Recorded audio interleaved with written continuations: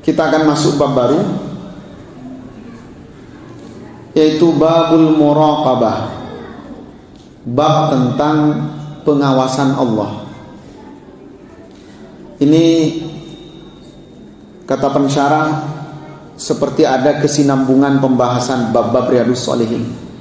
Pertama, pembahasan niat. Ketika niat sudah benar, kita disuruh taubat. Bab kedua itu taubat. Ketika kita taubat, biasanya cobaannya besar. Orang bertaubat itu biasanya setelah taubat, perbuatan-perbuatan dosa yang sebelumnya itu jadi menarik lagi.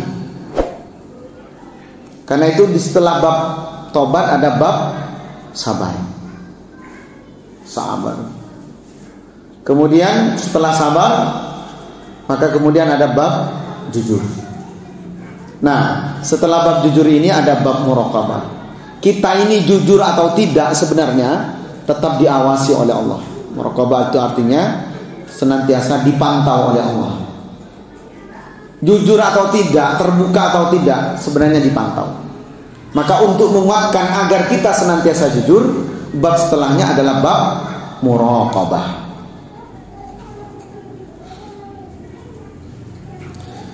Pertama, firman Allah, a'udzubillahi minasyaitonir rajim, alladzi yaraka hina taqum wa taqallubaka fis sajidin. Dialah Allah yaraka yang melihatmu hina taqum, ketika engkau berdiri. Kita berdiri baik untuk melaksanakan sholat atau yang lainnya, maka sesungguhnya Allah melihat kita. Wa taqallubaka fis sajidin, atau gerakanmu, bolak-balikmu di antara orang-orang yang sujud. Kemudian yang kedua, tadi surat Asy-Syu'ara ayat 218-219. Yang kedua, Al-Hadid ayat 4. Wa huwa ma'akum aina ma kuntum. Dialah Allah yang senantiasa bersamamu dimanapun kamu berada. Dimanapun kita berada, sepandai apapun kita bersembunyi, sejauh apapun kita ingin menghindar, wa huwa ma'akum aina ma kuntum. Dialah Allah yang bersamamu dimanapun kamu berada. Silakan semaumu hidup, tapi ingat, Allah tidak pernah, la ta'khudhuhu sinatun wa la naum. Allah tidak pernah lupa, Allah tidak pernah tidur. Kalau kita diawasi, mohon maaf bapak-bapak, kalau diawasi istri Anda akan tertidur, akan lupa. Atau sebaliknya, istri diawasi suami,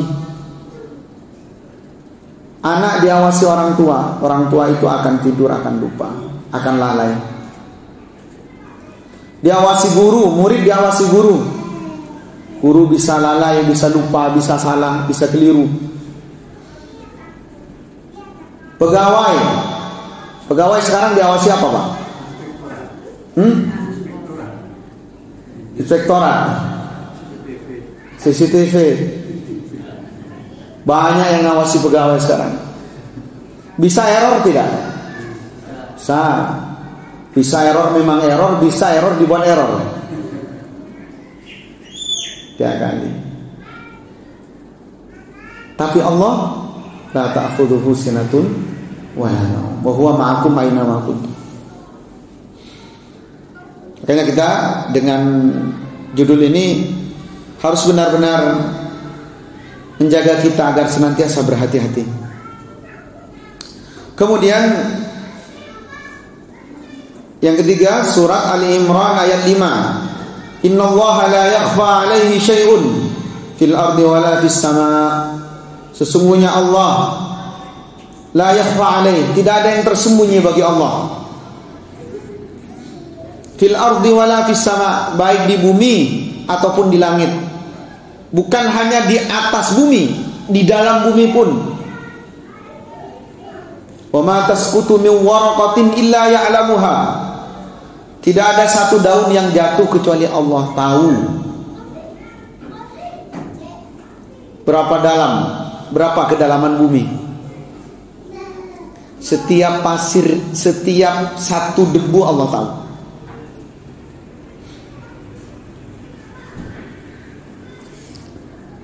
Kemudian ya'lamu kha'inatal a'yun wa ma tukhfis sudur.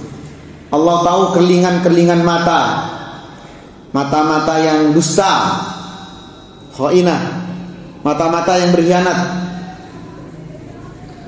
Ada orang ngobrol, ngomong, pura-pura memperhatikan, pura-pura menyimak, Allah tahu.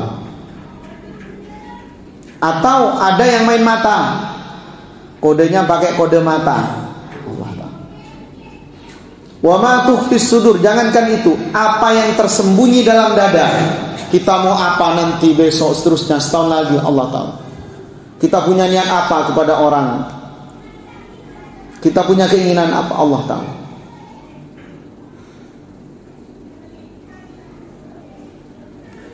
Jamaah yang dimuliakan Allah, bagaimana agar kita senantiasa merasa diawasi oleh Allah? Yang pertama, kita harus menjaga Allah. Kita harus menjaga Allah. Bagaimana caranya? Yaitu dengan menjaga aturan-aturan Allah. Jadi agar muncul kesadaran bahwa kita diawasi oleh Allah, maka kita menjaga Allah. Menjaga Allah dalam arti bukan Allah butuh penjagaan kita, bukan. Allahu waniyun. Allah itu maha kaya. Allahu waniyun. Angka. Allah itu tidak butuh kepadamu. Maksudnya menjaga Allah adalah menjaga batasan-batasan, aturan-aturan yang Allah jadikan aturan itu untuk kita. Atau yang kedua adalah kita senantiasa sadar bahwa kita ini diawasi oleh Allah, senantiasa dipantau oleh Allah, sadar betul. Meskipun pikiran-pikiran ini kadang muncul, itu ketika keimanan kita kuat. Tapi ketika keimanan kita lemah, sudah, kita hanya takut kepada pantauan-pantauan makhluknya. Walaqad khalaqnal insana wa na'lamu ma tuwaswisu bihi nafsuh. Surat Qaf ayat 16. Allah menciptakan manusia, wa na'lam, dan kami tahu, kata Allah, ma tuwaswisu bihi nafsuh, apa yang menjadi bisikan jiwanya. Jiwanya berbisik apa, itu Allah tahu. Wa nahnu aqrabu ilaihi min hablil warid. Kami lebih dekat dibanding dengan urat nadi. Jamaah yang dimuliakan Allah, kemudian hadis-hadisnya. Yang pertama, ini hadis masyhur. Hadis ini dikisahkan oleh Umar bin Khattab radhiyallahu taala anhu. Umar bercerita, hadis ini masyhur, terkenal, insyaallah bapak-bapak, ibu-ibu tahu semua hadis ini, tapi saya akan jelaskan nanti. Syawahidnya ada di poin terakhir. Bainama nahnu julusun 'inda Rasulillah sallallahu alaihi wasallam dzata yaumin. Ketika kami sedang duduk-duduk bersama Rasulullah. Bayangkan betapa bahagianya keadaan ini. Duduk bersama Rasulullah. Majlisnya itu bermajlis dengan Rasulullah. Kalau kata kita itu lom-koloman dengan Rasulullah. Betapa berkah, betapa pahala, betapa nasihat, betapa mulia.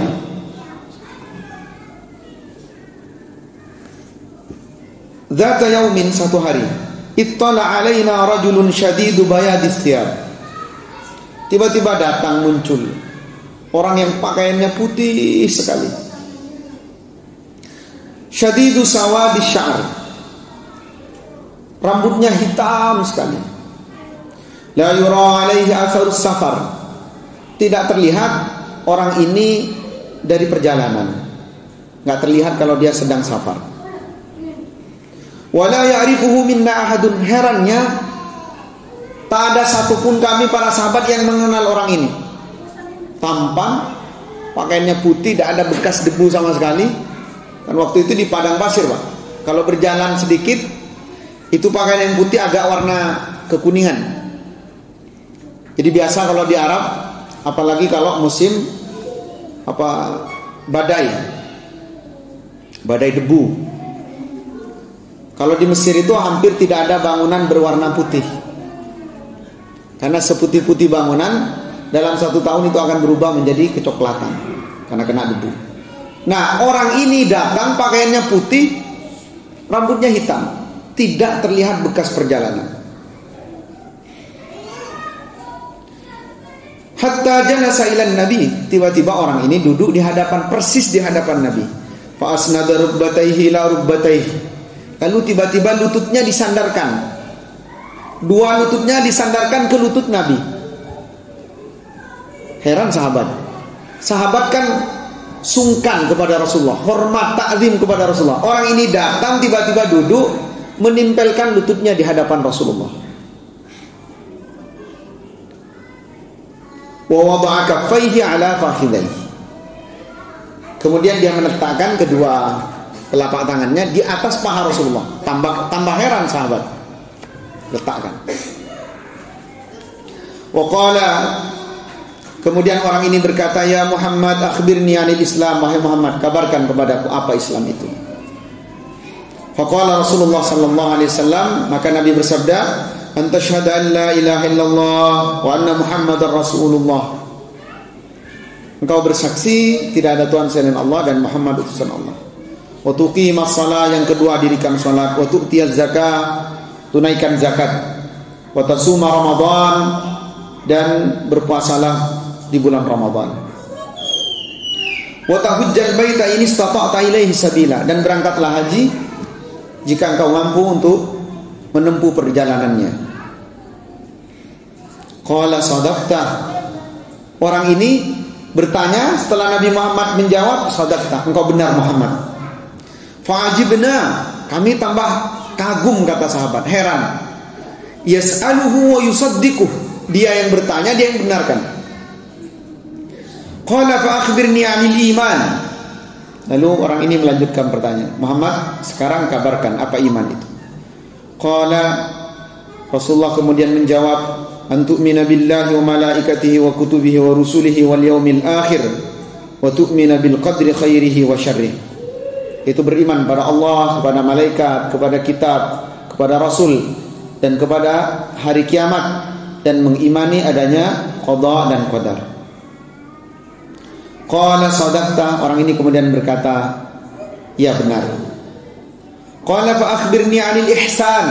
Muhammad, sekarang kasih informasi kepadaku apa itu ihsan. Nah, ini jawaban yang terkait dengan tema kita. Apa kata Nabi Muhammad sallallahu alaihi wasallam? Anta abudallah ka'annaka tarah. Engkau menyembah Allah, engkau beribadah kepada Allah seakan-akan engkau melihat Allah. Jadi orang itu ketika imannya biasa, dia hanya sekedar menjalankan Islam, syahadat, sholat, dan seterusnya. Dia hanya bergerak melaksanakan. Tapi kalau orang imannya semakin tinggi, dia yakin, dia laksanakan dengan keyakinan kepada Allah. Dia laksanakan, dia yakin dicatat oleh malaikat. Dia laksanakan, dia yakin bahwa ini petunjuk dari kitab. Dia laksanakan, dia yakin bahwa ini adalah ajaran Rasul. Dia laksanakan, dia yakin bahwa nanti akan dihisab di hadapan Allah. Dia laksanakan, dia yakin bahwa dia bisa melaksanakan itu karena kehendak dari Allah. Tapi kalau orang imannya di atas itu, dia laksanakan seperti terbayang dia melihat Allah.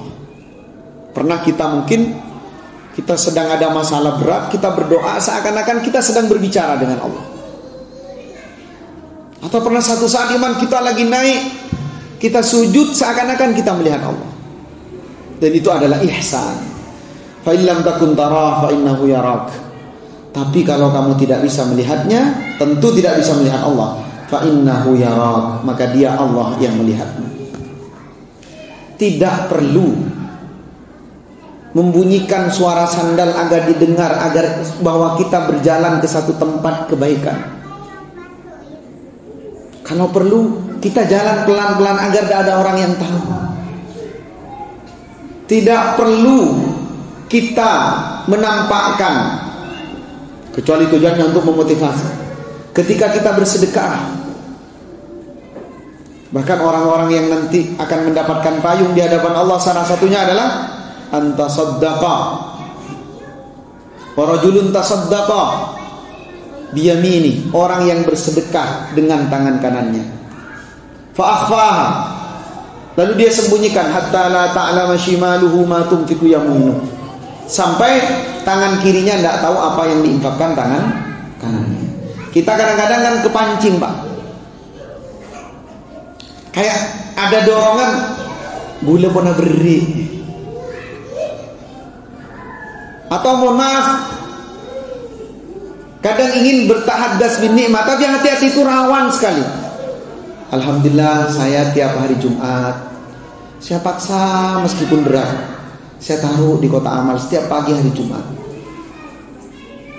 Kalau itu motivasi baik, tapi hati-hati, di situ rawan sekali karena bisikan-bisikan setan.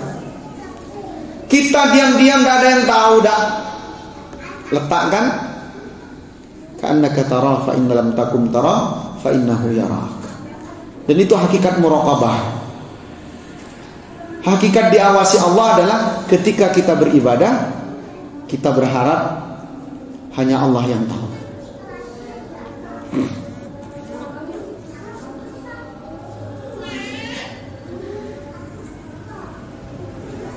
Kemudian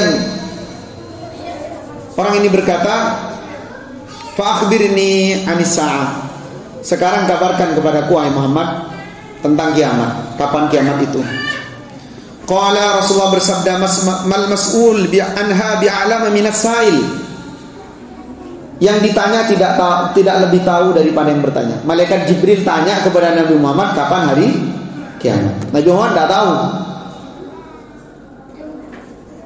Malaikat Jibril juga tidak tahu.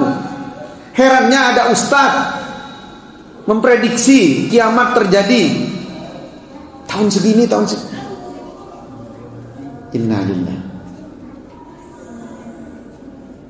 Dan orang dibuat ketakutan. Nanti 15 Ramadan, pertengahan 15 Ramadan akan jatuh meteor. Hati-hati. Nabi Muhammad ditanya oleh malaikat Jibril, akhbirni anisa, apa jawaban Nabi Muhammad?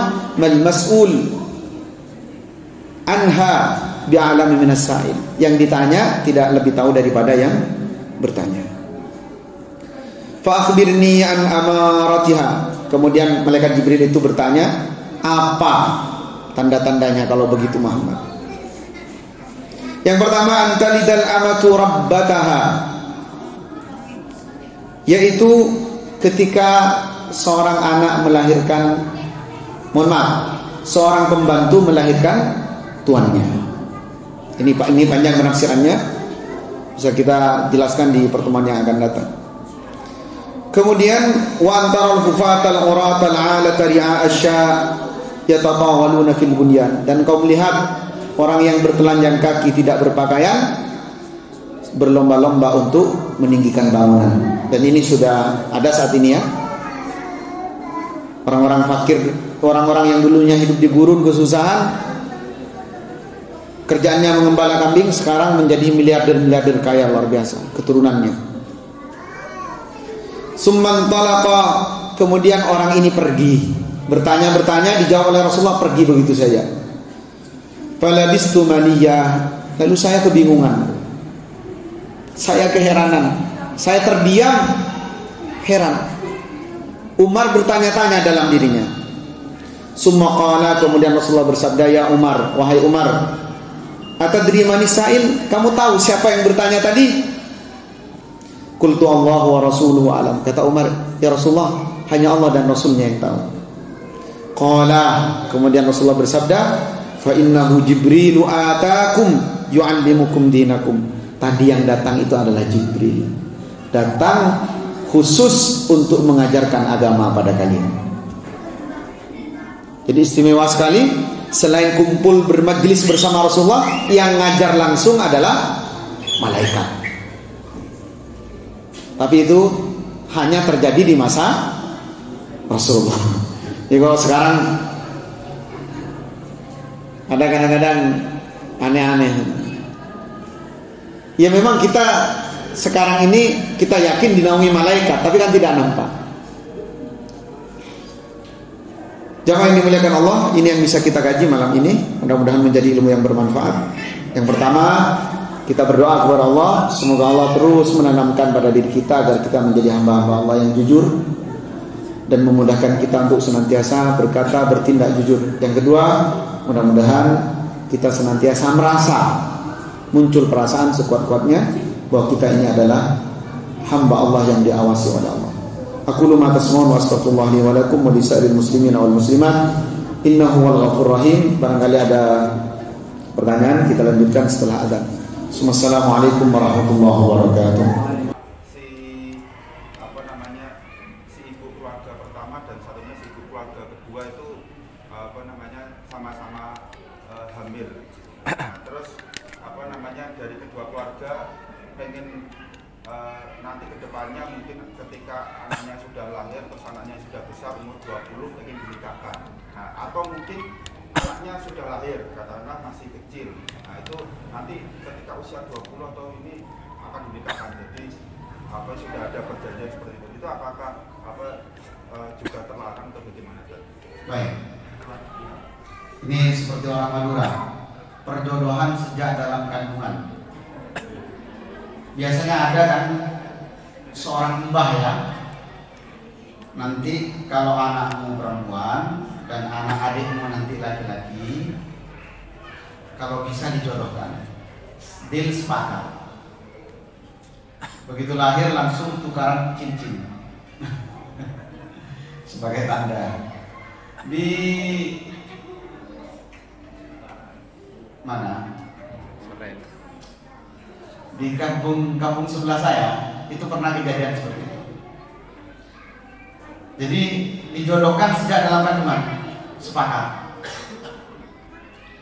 Qadarullah berjalan pertunangan itu. Jadi masih anak-anak sering diadakan acara bersama sampai tunangan resmi, tunangan sebubuan.